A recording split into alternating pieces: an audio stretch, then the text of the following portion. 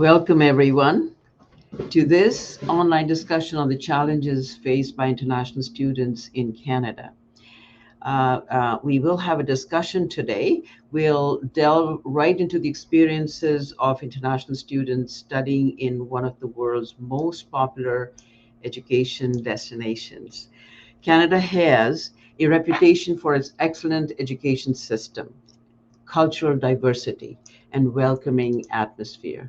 However, like any international journey, it comes with its unique set of challenges. Before we dive into a discussion, let's start by watching a short video that provides an overview of the facts and figures about the international students in Canada. This video will set the stage for our conversation, highlighting some of the key issues faced by these students today.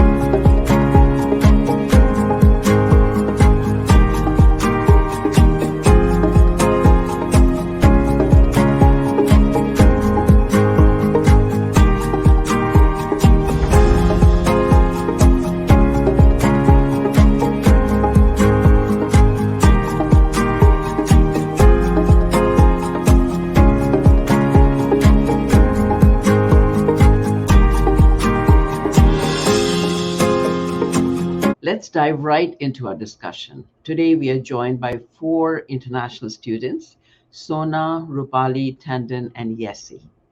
They will be sharing their valuable insights on this significant topic. We'll start off with the financial struggles that the students are facing. So many international students face significant financial challenges while studying in Canada.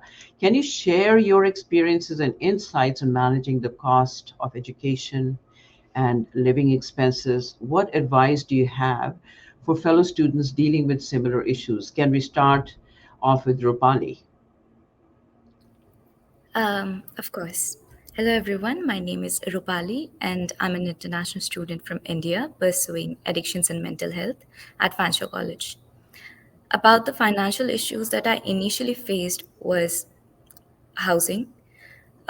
Getting a house on rent, that too in sharing, was very expensive for me. So, first tool for me was budgeting. I cannot luxuriously spend a lot of my money on going out and traveling or eating expensive with my friends because I cannot afford it at the moment. I'm an international student. I have to have a budget.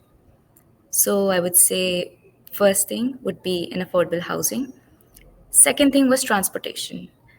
This transportation caused me an issue because I pay a fare of $3.58 while while traveling in TTC only for one way. That would cost me around $7 to $8 a day, which is very expensive for an international student who is attending classes for at least 3 to 4 days a week. And on top of that, they also have to travel for work. Other than that, the hydro and utilities that you pay to the landlords, on top of all the rents, even that has skyrocketed recently. I faced a lot of issues with paying my bills because even from the work end, we do not get paid a lot of money, I would say. Very fortunate people get paid handsomely an hour. So these two were the most hefty payments that I had to make, the transportation and the housing. For this, I would suggest have a good budget. Do not spend luxuriously. Other than that, the, have some hope. There eventually will be time when you will be able to have more expensive dinners or go out with your friends and enjoy. Until then, the stability arrives. Be confident in yourself and have a little grip on the money that you have. Yeah. Thank you so much, Rupali. Our experiences have been that it takes about 2 years, 2 to 5 years to completely settle in a new country. The, um, the message that goes out to the students, it appears, Rupali, you're talking about budgeting. The years go by so fast.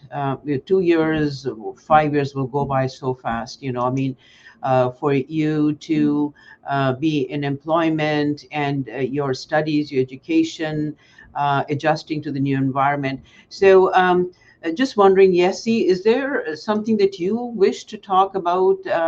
Did you face any financial struggles at all? And do you have any solutions? Yessi?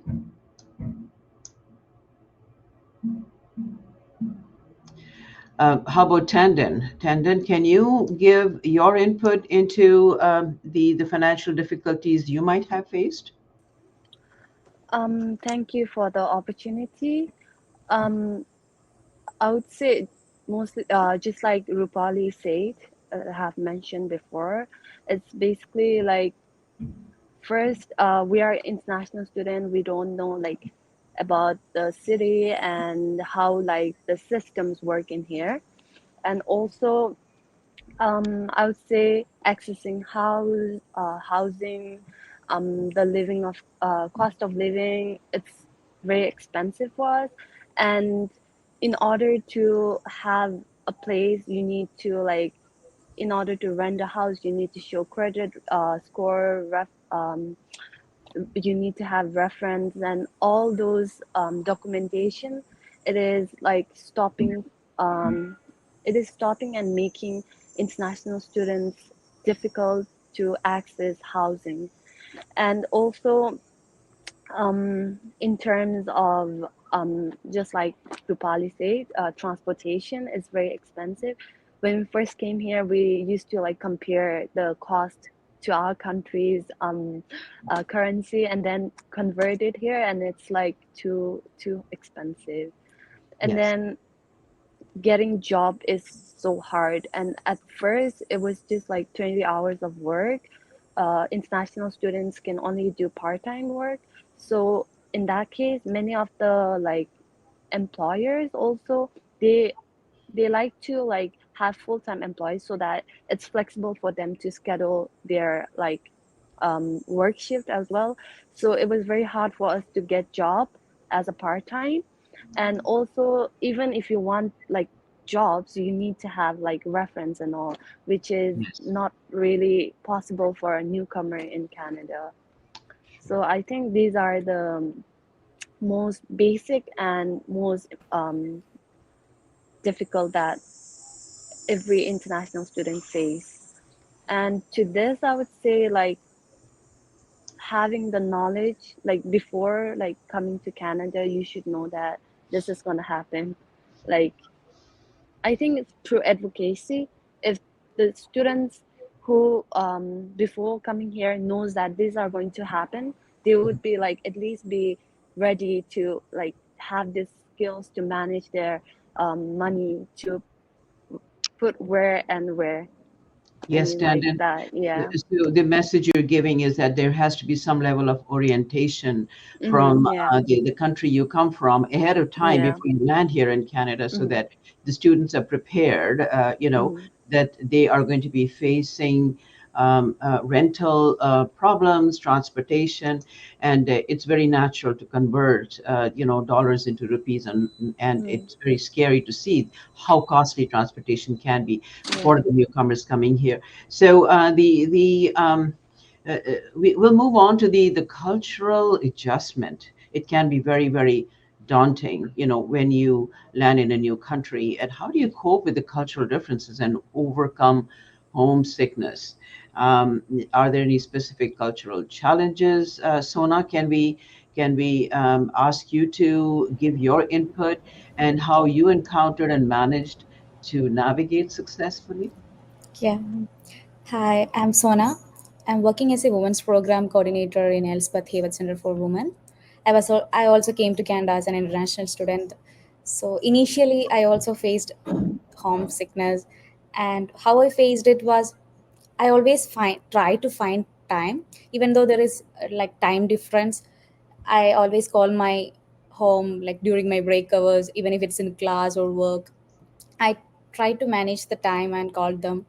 So it's always like you just hang on there and try hard to like keep in touch with your family, also your friends. And also I had struggles with food. I got like I took some time to adjust with the food and all. So it takes time, but you will eventually get used to the lifestyle here. Rupali, can you give your input? Sure. About the linguistic barrier, it is very important to be communicative in a new society.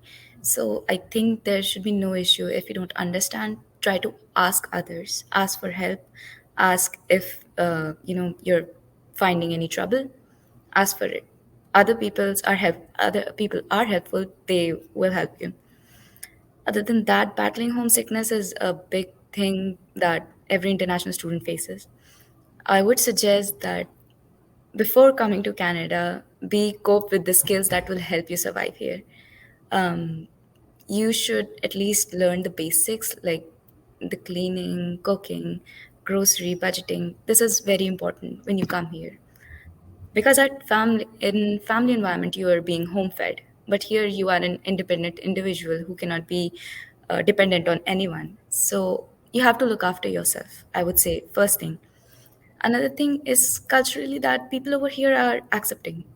Even if you're different from them, it's a diverse country. So I would say that to bridge this gap or bridge the barriers, um, make as many friends as you can to feel less homesick and get adept to the culture. And give yourself some time to settle here. Eventually, things will fall in place. Okay. What about academic pressure? Tandon, can you talk about what kind of pressures did you face? How did you handle those pressures? And then maintain a healthy work-life balance?